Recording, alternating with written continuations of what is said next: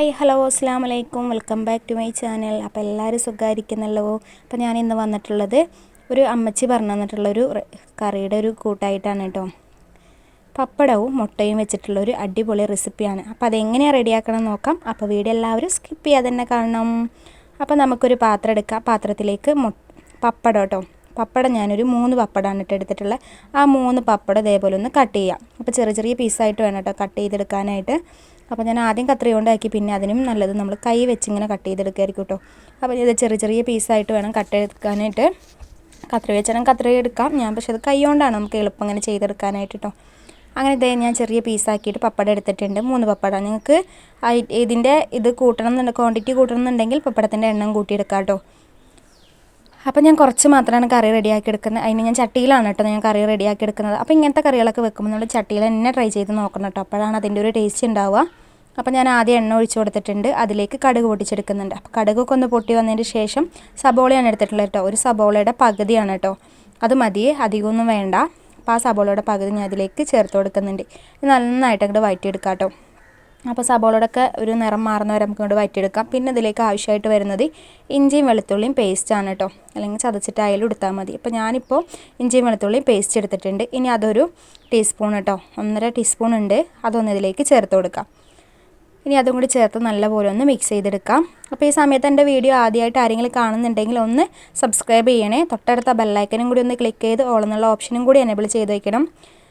Video കണ്ടുകൊണ്ടിരിക്കുന്ന സമയത്ത് ഇഷ്ടപ്പെട്ടെങ്കിൽ ലൈക്ക് ചെയ്യാനും മറക്കരുത് കേട്ടോ. അങ്ങനെ ഇതേ സബോളയും പിന്നെ അതുപോലെ തന്നെ ഇഞ്ചിയും വെളുത്തുള്ളിയും പേസ്റ്റും ഒക്കെ കൂടി അങ്ങോട്ട് നല്ലപോലെ ഒന്ന് വാട്ടിയെടുക്കുന്നുണ്ട്. പിന്നെ അതിലേക്ക് നമുക്ക് പപ്പടം ചേർത്ത് കൊടുക്കാം. അപ്പോൾ നമ്മൾ ഈ പപ്പടം ഇതിലാണ് കേട്ടോ നമ്മൾ ഇതാക്കി എടുക്കുന്നത്, പൊരിച്ചെടുക്കുന്നത് ഈ എണ്ണയിലാണ്. അപ്പോൾ ഈ പപ്പടം നമ്മൾ പിച്ചി എടുത്തുള്ള പപ്പടം ഇതിലേക്ക് ഇട്ട് കൊടുത്തിട്ട് ആ വെളിച്ചെണ്ണയിൽ ഇതൊന്നും കൊണ്ട് വീർത്ത് വരണം കേട്ടോ പപ്പടം. അപ്പോൾ അധികം അങ്ങോട്ട് കരിഞ്ഞു പോവാതെ നോക്കുക. അപ്പോൾ തീ ഒന്ന് കുറച്ച് വെച്ചതിന് ശേഷം നമ്മളിതൊന്ന് അതിൽ ഒന്ന് പൊരിച്ചെടുക്കുകയാണ് കേട്ടോ. അപ്പോൾ ഇതിൽ എണ്ണയിലൊന്നിങ്ങനെ നമ്മൾ റോസ്റ്റ് ചെയ്തെടുക്കുമ്പോൾ പപ്പടം നല്ലപോലെ തന്നെ ഇങ്ങനെ റോസ്റ്റായിട്ട് വരും കേട്ടോ. അപ്പോൾ കളറ് മാറാതെ നോക്കണം. തീ കുറച്ച് വെച്ചിട്ട് വേണം ഇതൊന്ന് ചെയ്തെടുക്കാനായിട്ട്. പിന്നെ ഇതിലേക്ക് മസാലപ്പൊടികളൊക്കെ ആഡ് ചെയ്തെടുക്കണം. അപ്പോൾ അതിന് മുമ്പായിട്ട് ആദ്യം ഞാൻ ഒരു പച്ചമുളകാണ് ഇട്ടെടുത്തിട്ടുള്ളത്. ആ ഒരു പച്ചമുളക് മതി കേട്ടോ. നമുക്കിതിലേക്ക് അധികം എരിവിൻ്റെ ആവശ്യമൊന്നുമില്ല കേട്ടോ. പിന്നെ ഞാൻ ഇതിലേക്ക് ചേർത്ത് കൊടുക്കാൻ പോകുന്നത് കുരുമുളക് പൊടി. ഇതേ പപ്പടമൊക്കെ ഇതേ നല്ലപോലെ തന്നെ ഇവിടെ വീർത്ത് വന്നിട്ടുണ്ട്. പിന്നെ നമുക്കിതിലേക്ക് കുരുമുളക് പൊടി ചേർത്ത് കൊടുക്കാം. അപ്പോൾ ഒരു 1/2 ടീസ്പൂൺ കുരുമുളക് പൊടിയും 1/2 ടീസ്പൂൺ തന്നെ മുളക് പൊടിയും ഒരു 1/4 ടീസ്പൂൺ ഗരം മസാലപ്പൊടിയാണ് കേട്ടോ ആഡ് ചെയ്ത് കൊടുക്കുന്നത്. അങ്ങനെ ഇതൊക്കെ ചേർത്തതിന് ശേഷം നമുക്ക് നല്ലപോലെ ഒന്ന് മിക്സ് ചെയ്ത് കൊടുക്കാം കേട്ടോ. എന്നിട്ട് നമുക്കിതിലേക്ക് ചാറിനുള്ള ആവശ്യത്തിനുള്ള വെള്ളം ഒഴിച്ചു കൊടുക്കാം. അപ്പോൾ ഞാൻ ഒരു ഗ്ലാസിൻ്റെ പകുതി, അങ്ങനെ 1.5 ഗ്ലാസ് വെള്ളമാണ് കേട്ടോ ഞാൻ ഇതിലേക്ക് ഒഴിച്ചു കൊടുക്കുന്നത്. അപ്പോൾ നിങ്ങൾക്ക് നല്ലോണം ചാറ് വേണമെന്നുണ്ടെങ്കിൽ വെള്ളം കൂട്ടി കൊടുക്കാം കേട്ടോ. അപ്പോൾ ഞാനിപ്പോൾ ഒഴിച്ചു കൊടുക്കുന്നത് ഇളം ചൂടുള്ള വെള്ളമാണ് കേട്ടോ. നമ്മൾ ഏത് കറി ഉണ്ടാക്കി എടുക്കുകയാണെങ്കിലും ചൂടുള്ളതിലേക്ക് പച്ചവെള്ളം ഒരിക്കലും ഒഴിച്ചു കൊടുക്കരുത്. ഇളം ചൂടുള്ള വെള്ളം തന്നെ ഒഴിച്ചു കൊടുക്കണം കേട്ടോ. പച്ചവെള്ളം ചേർക്കുമ്പോൾ ആ കറിക്ക് വേറൊരു ടേസ്റ്റ് വരും കേട്ടോ. അപ്പോൾ അങ്ങനെ പിന്നെ ഞാൻ ഇതിൽ കുറച്ച് മഞ്ഞൾപ്പൊടി ഇട്ട് കൊടുക്കാൻ വിട്ട് പോയിട്ടുണ്ടായിരുന്നു കേട്ടോ. അപ്പോൾ ആ മഞ്ഞൾപ്പൊടി ഞാൻ ഈ സമയത്ത് കുറച്ച് ചേർത്ത് കൊടുത്തിട്ടുണ്ട്. ഇനി ഇതൊന്ന് നന്നായിട്ട് അങ്ങോട്ട് തിളച്ച് വരട്ടെ കേട്ടോ. പിന്നെ ആവശ്യത്തിന് ഉപ്പും കൂടി ചേർത്ത് കൊടുത്തിട്ടുണ്ട്. അങ്ങനെ എല്ലാതും കൂടി ഒന്ന് മിക്സ് ചെയ്തെടുത്തിട്ടുണ്ട്.